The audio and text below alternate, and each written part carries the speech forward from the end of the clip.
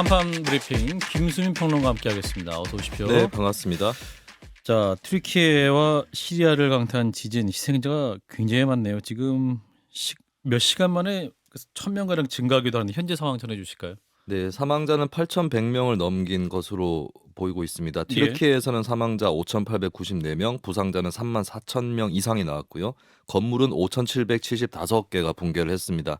시리아에서는 최소 2,270명이 숨진 것으로 확인이 됐습니다. 세계보건기구 WHO도 사망자가 수천 명 단위로 계속 늘 것이라면서 이번 지진에 따른 사망자가 2만 명을 넘을 수도 있다는 전망을 내놨고요. 예. 이재민도 2,300만 명 가량 발생될 것으로 추산이 되고 있습니다.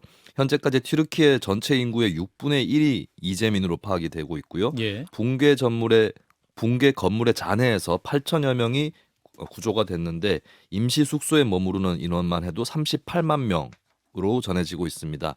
레제프 아이프 에르도안 대통령은 81개 주 가운데서 지진 피해가 가장 큰 10개 주에 3개월 비상사태를 선포했습니다. 예, 지금 유튜브 화면으로 현지 피해 상황을 볼 수 있는 구조 상황도 볼 수 있는 사진이 지금 나가고 있는데요. 지금 이제 구호 작업이 한창이죠. 특히 그 시리아 쪽 반군 점령 지역이 어려움을 겪고 있다고 하죠. 네, 일단 지진 지역은 도로가 파괴되어서 이동과 접근부터가 쉽지 않은 상황입니다. 스테판 두자릭 유엔 대변인은 시리아 반군 점령 지역은 유엔 구호 물자가 전달되지 못하고 있다라고 알렸는데요. 예. 전달 통로는 바랄하와 검문소 하나밖에 없었는데 이 음. 도로가 지진으로 파괴되었기 때문입니다. 음. 여기에 폭설과 추위까지 악천후로 겹쳐서 구조를 기다리는 생존자들의 골든타임이 단축될 수 있다는 우려도 나오고 있는데요. 거브러여수스 WHO 사무총장은 지금은 시간과의 싸움이라면서 매분 매시간이 지나면 살아있는 생존자를 찾을 가능성이 줄어든다고 강조했습니다. 예. 이런 한편 시리아 반군 측의 민간 구조단이죠. 하얀 헬멧이 구조 활동을 지휘하면서 이목을 집중시키고 있기도 합니다. 예, 인도주의의 손길이 계속 되고 있는데 그 중에서 이제 터키와 관계가 악화됐던 국가들, 그 최근 전쟁과 천재지변을 겪고 있는 국가도 포함돼서 지금 진행되고 있군요. 네, 이웃의 중동 국가들이라든지 미국, 중국, 영국, 인도 등의 국가들 또 유럽연합 회원국 12개 이상 이렇게 지원에 동참을 하고 있습니다. 예. 그중에는 최근 튀르키예와 에게해를 사이에 두고 대립을 해왔던 그리스, 또 튀르키예가 나토 가입 반대를 해서 거기에 부딪혔었던 스웨덴도 동참을 하고 있습니다. 시리아와 적대 관계였던 이스라엘의 경우는 기본적인 구호 물품을 지원을 하고 국경을 개방해 치료가 필요한 부상자도 받아들인다는 방침이고요. 전쟁 중인 우크라이나, 홍수 피해가 극심했던 파키스탄도 구조 인력과 물자를 보내고 있습니다. 우크라이나도 그렇습니다. 아하. 한국은 총 118명으로 구성된 구조팀을 급파했고 긴급 의약품 지원을 신속하게 추진할 방침입니다. 예, 우리 구조팀도 현지에서 의미 있는 활동을 할 수 있기를 바라겠습니다.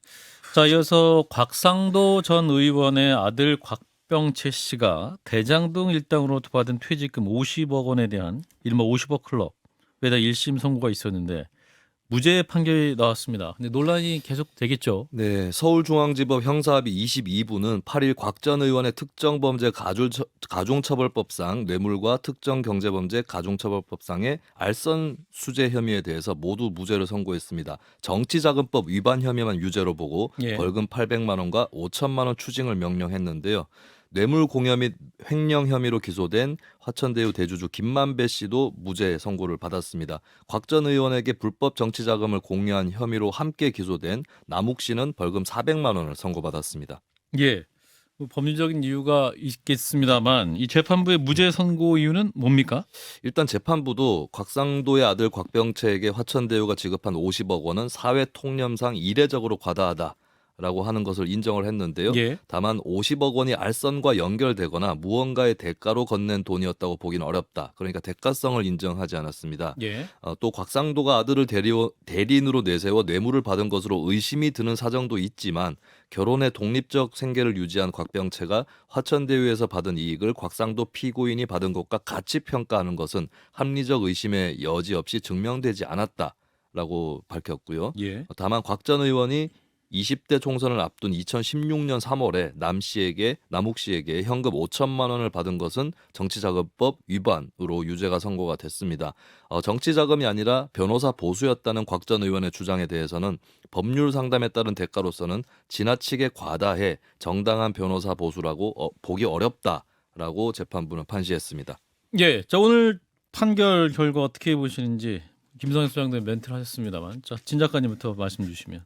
이게 뭐 아들이 좀 독립적인 가구다 이렇게 본다면 결혼해서 독립적 예. 생계를 유지한다. 제3자 뇌물죄로 가야 되는데 문제는 바로 뭐냐면 이거 대가성의 증명이 안 됐다라는 거거든요. 예, 무슨 사실- 역할을 했나? 그렇죠. 구체적으로 어떤 청탁이라든지 이런 것들이 증명되지 않았다라는 건데 예. 사실상 그 돈이 어떤 구체적인 어떤 사업에 대한 이런 게 아니라 음. 좀 포괄적인 거지 않습니까? 너 민정수석을 했으니까 존재 그렇죠. 자체만으로도. 존재 자체를 일종의 보험을 들어놓은 거란 말이죠. 예. 근데 보험을 들고 해서 아들한테 넘겨준 거고 상식적으로 보게 되면은 근데 이걸 처벌을 못 한다고 한다면은 앞으로 이제 이런 범죄가 계속 벌어질 거거든요. 예. 그래가지고 저기 거의 뭐 상속이잖아요. 세금 안 내고 상속을 해주는 거잖아요. 아들에게 직접 줬다. 그냥 직접 줘버리고. 근데 여기에 구멍이 생겨버리는 건데 음. 모르겠습니다. 이거 2심에 가서는 이게 어떻게 될지 모르겠는데 이건 이제 검찰에서 좀 철저하게 좀 해야 될 것 같습니다. 이건 누가 봐도 뻔한 거 아니겠습니까? 그런데 예. 이게 지금 물론 이제 법원에서는 뭐 의심의 여지 없이 모든 게 확실하게 그 증명이 돼야지 인정을 하는 것이긴 하지만은 예. 그럼에도 불구하고 상식적으로 너무나 뻔한 사실인데 이런 사실에 대해서 무죄를 내릴 경우에 이거 국민들이 납득하겠습니까? 국민들의 법 감정에 이해할 수 그래서 없을 것이다. 검찰의 2심에서는 조금 더 좀 예리한 칼을 좀 휘둘렀으면 좋겠습니다. 예. 자, 김성현 소장님은? 이게 김만배 씨의 50억 클럽의 위력이죠. 예, 저는 그렇게 봅니다. 그러니까 법 6명의 그 관련자들 중에 5명이 검사이거나 판사 뭐 대법원이었고 김만배 씨가 운영했던 클럽이 뭐 50억 클럽 하나만 있겠습니까? 어쨌든 법 쪽에 지난 기간 동안 쭉 들여왔던 공, 키워왔던 수많은 검사들 뭐 저도 얘기 많이 들었습니다만 언론인 중에 유일하게 자기 돈 내고 검사랑 골프 치는 사람으로 알려졌었고 용돈도 척척 집어줬다는 이야기들 나오는데 그렇게 자랐던 김만배 키즈들이 여기저기 박혀서 이번 판결도 뭐 지금 판사가 이야기를 하지만 합리적의 의심이 여지없이 증명되지 않았다는 얘기는 검사들 분발하라는 이야기거든요.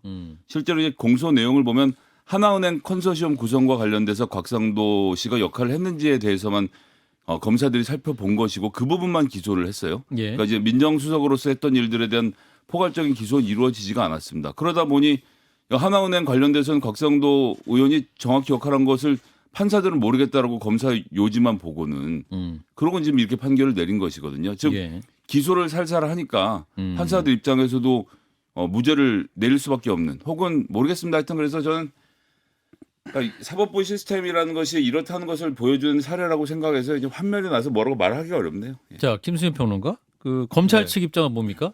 검찰은 일단 항소를 한다라고 음. 하는 입장이고요. 이 예. 검찰에서 수사의 과정을 살펴보면 처음에는 곽상도 의원이 이 개발 과정에서 직면할 수 있는 문화재 문제가 있죠. 그 부분을 걸림돌이 될 수 있는 걸 치워줄 것이다. 예. 뭐 그런 것으로 혐의를 잡았다가 이제 이 부분이 여의치 않아서요.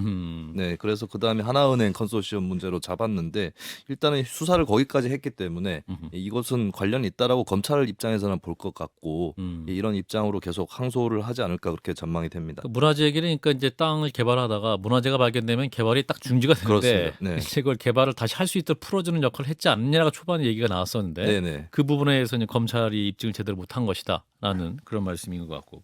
아니 제가 그러니까 무슨 조국 교수 관련돼서 무죄 주장하거나 이러고 싶지 않아서 얘기 안 하고 있는데 예. 이게 조국 교수 그 딸은 지금 장학금 장학금. 600만 원 받은 거 가지고 그 카카오톡 통 내용까지 가족 단톡까지 싹 다 털어서 유죄를 입증해 냈잖아요. 예. 근데 50억을 받은 자식은 생계가 따로라서 괜찮다라고 하니 국민들 감정상에서는 뭐 그 정도만 하겠습니다. 예. 뭐 일단 더 지켜보시죠. 이제 자 그래서 이태원 참사 얘기로 넘어가겠습니다. 이제 합동 분향소 얘기. 일단은 그 철거 방침을 서울시가 기한을 연장했네요. 네, 서울시는 8일 오후 1시까지 오늘 오후죠. 자진 철거하지 않으면 행정 대집행을 한다면서 2차 계고장을 전달을 했었습니다. 하지만 철거 기한을 8일에서 15일로 일주일 연기를 했는데요. 예. 녹사평역에 있는 시민 분향소를 어디로 옮길지 유가족들의 의견을 주면 검토하겠다. 입장을 밝혔습니다. 예. 근데 지금 이제 그 추모 공간 설치 문제에 대해서 유족들과 또 서울시 입장의 주장이 또 엇갈리고 있는 상황인 것 같습니다. 네, 양쪽의 주장을 살펴보겠습니다. 서울시가 주장하는 내용부터 먼저 말씀을 드리면 예. 지난해 12월 9일 유가족 협의회가 참사 현장 인근의 임시 추모 소통 공간 요청을 했는데 예. 민간 건물 3곳을 추모 공간 후보지로 제안을 했고 그런데 민간 건물 소유주가 임대 의사를 철회하는 등의 이유로 계획이 무산이 돼서 녹사평역을 새로운 후보지로 제안을 했다라고 하는 것이고요. 그래서 이제 용산구청 같은 경우 이제 유가족이 요구를 한 바 있는데 적절한 장소가 없기 때문에 녹사평역을 추모 공간으로 제안을 했고 서울시가 네, 그래서 서울시의 입장은 유가족들이 이견이 없었는데 지난 4일에 서울광장에 기습적으로 무단 불법 설치를 했다. 유족들이 예, 불법 그렇습니다. 설치했다 그런 것이고. 입장이고요. 그리고 유가족 협의회의 주장은 서울시가 지속적으로 유가족들과 협의를 한 적이 없이 일반적인 면담 요청만 있었고 추모 소통 공간에 대해서는 민간 건물 3곳 외에 어떤 제안이나 협의도 없었다라고 밝혔습니다. 그러면서 공식적으로 세종로공원 분향소를 유가족 협의회가 요청을 했는데도 불구하고 단박에 거절하고 기습적으로 녹사평역을 제안했다라는 것이 유가족 협의회의 주장입니다. 양측이 다 기습적으로 뭔가를 제안했다고. 뭐, 네, 예. 서울시는 설치를 그러니까 설치를 기습적으로 유가족들이 했다. 분향소 설치를 기습적으로 했다라고 주장을 하고 있고 유가족 협의회에서는 기습적으로 제안했다. 예, 녹사평역 제안을 기습적으로 했다라고 보고 있죠. 자, 이런 논란 어떻게 보십니까, 진 작가님?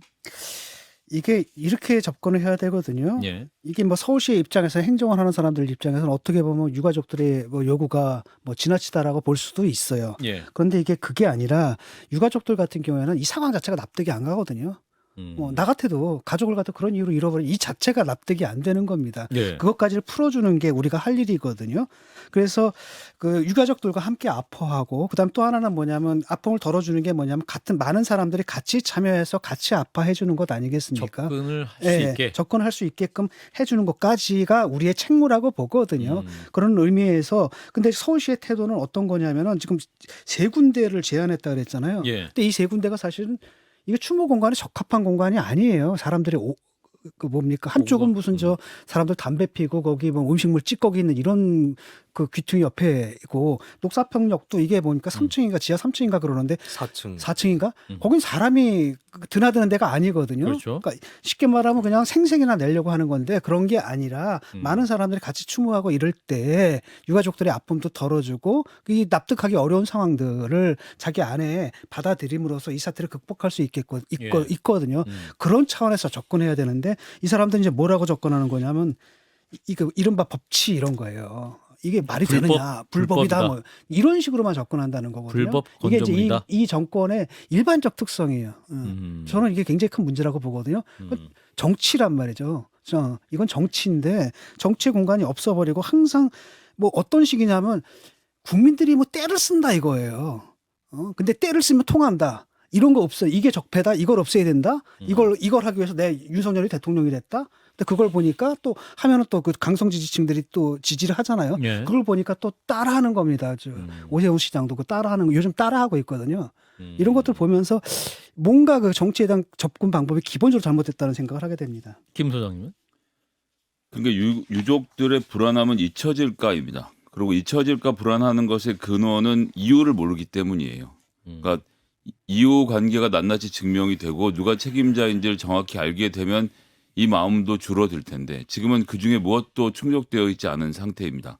그런 상태에서 지하 4층에 내려가 있으라고 하니 물론 그 더 아래 지하철 입구가 있긴 합니다만 그 이야기를 듣는 유족들의 심정 얼마나 참담하겠습니까? 이분도 정치하시는 분이고 그렇다라고 한다면 그러니까 이건 좀 추모 공간 설치 문제뿐만 아니라 정부가 진상 규명과 관련돼서 확실한 것을 보여주겠다는 의지가 함께 포함돼서 논의가 진행돼야 하는 것이고 예. 그 과정에선 진상조사위원회를 구성하는 것 이것은 수사와는 별개이죠.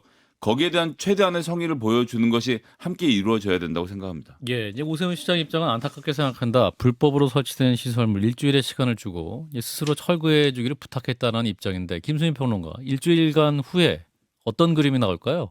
글쎄요, 근데 일주일 사이가 중요할 것 같고요. 네. 어쨌든 뭐 다른 공간이 있으면 음. 그쪽으로 마련하자 이렇게 합의를 모을 수 있는 여지는 생겼다고 보거든요. 일주일 사이에. 예, 근데 그 사이에 또 어떤 제안을 기습적으로 한다거나 서울시가 뭐 예를 들어서 네, 소통을 그런 식으로 해서는 안 될 것이고 차분히 논의해서 이제 뭐 서울광장을 쓸 수 없는 이유 이런 것들은 이제 뭐 얘기를 또 서울시 입장에서는 해볼 수 있는 것이고 네. 유가족들도 특정 장소를 고집하고 있는 것은 당연히 아니기 때문에 예, 대안적인 장소들에 대해서 충분히 논의할 수 있는 시간은 되지 않을까 이렇게 좀 기대를 가져봅니다. 불법이라는 말을 그냥 함부로 쓰잖아요.